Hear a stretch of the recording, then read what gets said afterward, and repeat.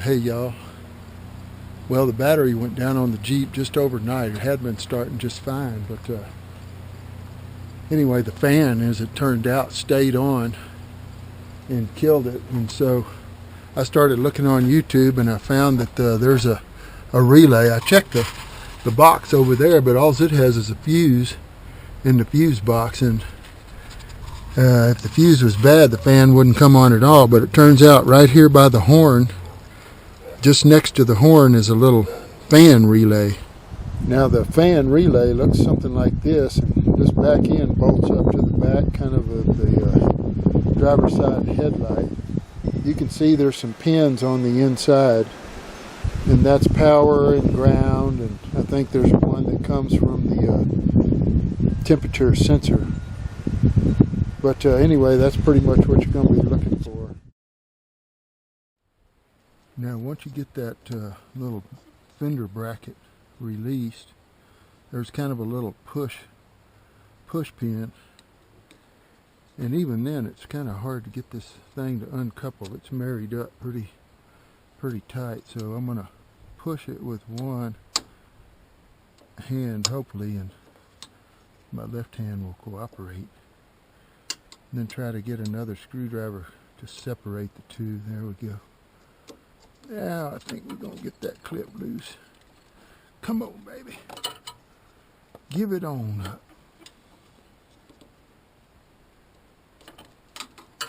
Got a little room in there, but they are really tied up. I'll say that for them.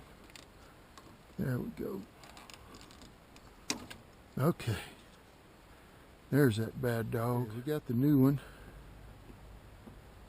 And we are going to line up the little clip. Get it in there nice and snug. I don't know how well you'll be able to even see any of that in there, but it just kind of marries up to that back of that light. There's just a little place for a bolt hole in the, I guess you'd call it kind of a fender bolt. But it's pretty tight. I unloosened the fan. the horn, in order to get a little bit of wiggle room in there. So I think it's a T20 is what I have here. It's not just a real dang snug fit, so I'm going to take a little bit of chewing gum and see if I can get it to hold on to this bolt just a tiny bit better. Because if it falls down in there, it's be a pain in the butt. That seems to give it a little bit of grip. Let's see if we can get it to go up in there now. That's pretty lined up. Now see if I can give it a few turns.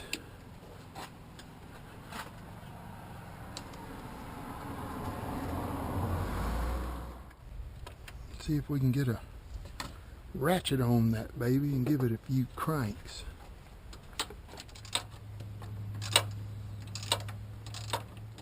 We got that baby threaded on in, snugged down pretty good. Let me get this fan, what I call it, the fan.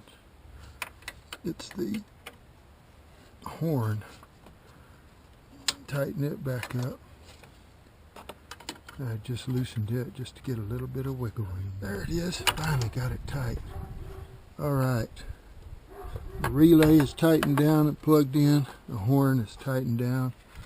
Now let me get this washer fluid and kind of a brake assembly. I got those the bolts moved just a little bit on that, just to give me a little more wiggle room. So let me get those back in. Uh-oh. There's the girl that made the gum sacrifice. That worked out good. Well, the fan relay replacement worked out just fine. One thing I would say is if you can get a little 1/4 inch by 2 inch extension for your ratchet, you'll be glad you did, because there's just not much room to work between that windshield wiper fluid box and that bolt. So anyway, hope this video helped, and best wishes to you. Don't forget to like, subscribe, and share.